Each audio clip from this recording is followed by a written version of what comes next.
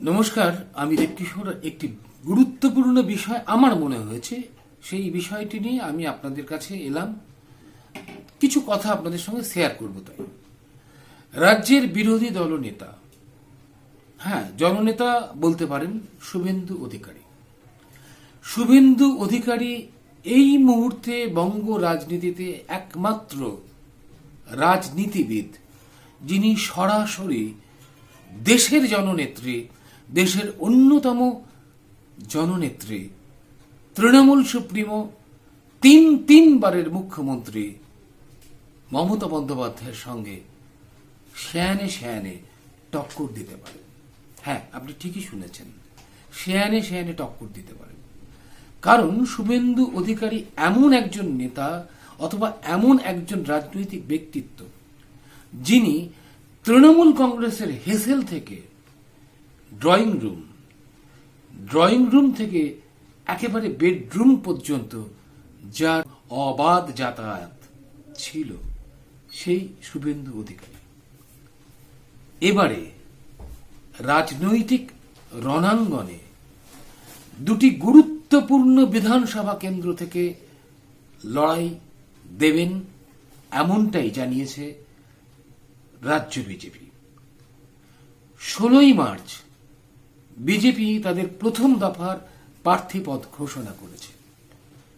সেই প্রার্থীপদের গুরুত্বপূর্ণ যে নামটি শুভেন্দু অধিকারী, তিনি দাঁড়িয়েছেন তার নিজের গড় নন্দীগ্রামে, তার শক্ত ঘাঁটি। আর কোথায় দাঁড়িয়েছেন?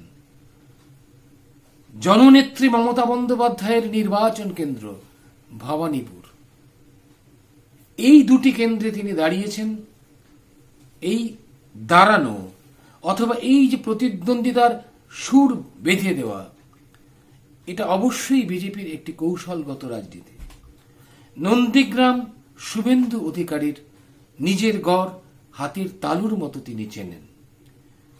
গত বিধানসভায় নির্বাচনে বিদ্যুতের বিভ্রাট ঘটিয়ে, বিদ্যুতের সংযোগ বিচ্ছিন্ন করে দিয়ে তিনি নাকি জয়লাভ করেছিলেন। মমতা বন্দ্যোপাধ্যায়কে তিনি হারিয়েছিলেন। যদিও সেই জয় এবং পরাজয়ের বিষয়টি এখনো আদালতের বিচারাধীন,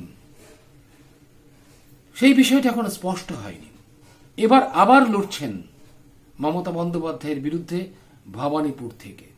একেবারে মমতা বন্দ্যোপাধ্যায়ের গড়, নিজের গড় থেকে তার গড়ে দাঁড়িয়ে জননেত্রীর বিরুদ্ধে তীব্র প্রতিদ্বন্দ্বিতার সুর চড়াবেন শুভেন্দু অধিকারী। আদৌ চড়াবেন নাকি বিজেপির রাজনৈতিক কৌশল? দুটি কেন্দ্র, এক প্রার্থী দাঁড়িয়েছেন। জনদৃষ্টি, জনগণের নজর কিছুটা হলে সরাবার চেষ্টা করবেন, ঘোরাবার চেষ্টা করবেন। সেই সূত্রটা অবশ্যই বিজেপি বা সেই কৌশল অবশ্যই বিজেপি নিয়েছে। প্রশ্ন, শুভেন্দু অধিকারীর রাজনৈতিক অস্তিত্ব কোথায় যাবে, কোথায় গিয়ে দাঁড়াবে? এবারের নির্বাচনে শুভেন্দু যদি মহানায়ক না হন, তাহলে কিন্তু ভয়ঙ্করভাবে রাজ্য রাজনীতির খলনায়ক হয়ে যাবেন। জননেতা বিপুল জনসমর্থন থেকে অনেকটা দূরে সরে যাবেন। কারণ দুটি কেন্দ্র, এক নন্দীগ্রাম এবং ভবানীপুর, তিনি যদি জয় নিশ্চিত করতে না পারেন, তাহলে তার রাজনৈতিক কেরিয়ার অবশ্যই অনেকটা ক্ষতিগ্রস্ত হয়ে যাবে। আর যদি কোনোভাবে উনি নন্দীগ্রাম অথবা ভবানীপুর কোনো একটিতে জয়যুক্ত হন, তাহলে শুভেন্দু বঙ্গ রাজনীতির জননায়ক হয়ে উঠবেন। এ বিষয়ে কোনো সন্দেহ নেই। সময়ের অপেক্ষা করতে হবে।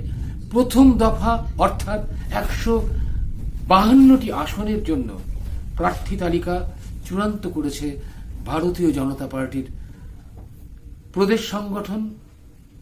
তৃণমূল এখনো সেই অর্থে পূর্ণ প্রার্থী তালিকা প্রকাশ করতে পারেনি। বিজেপি কিন্তু প্রথম দফার প্রার্থী তালিকাতে একেবারে ছক্কা হাঁকিয়ে দিয়েছে। এখন শুধু অপেক্ষা কি হয় তা দেখার জন্য। প্রথমত 23 এপ্রিল প্রথম দফার নির্বাচন, তারপরের দফা 29 এপ্রিল, আর নির্বাচনের ফলাফল ধার্য হবে 4 মে। সময় রয়েছে, খেলা হবে। খেলা ঠিক কোন মাত্রায় হবে, কোথায় হবে, কোন অঙ্গনে হবে, কোন উঠোনে হবে, নন্দীগ্রামে হবে না ভবানীপুরে হবে না বঙ্গ রাজনীতির অলিন্দে হবে, কোথায় হবে, তার জন্য দেখতে থাকুন, চোখ রাখুন দেশভাবনা টিভি।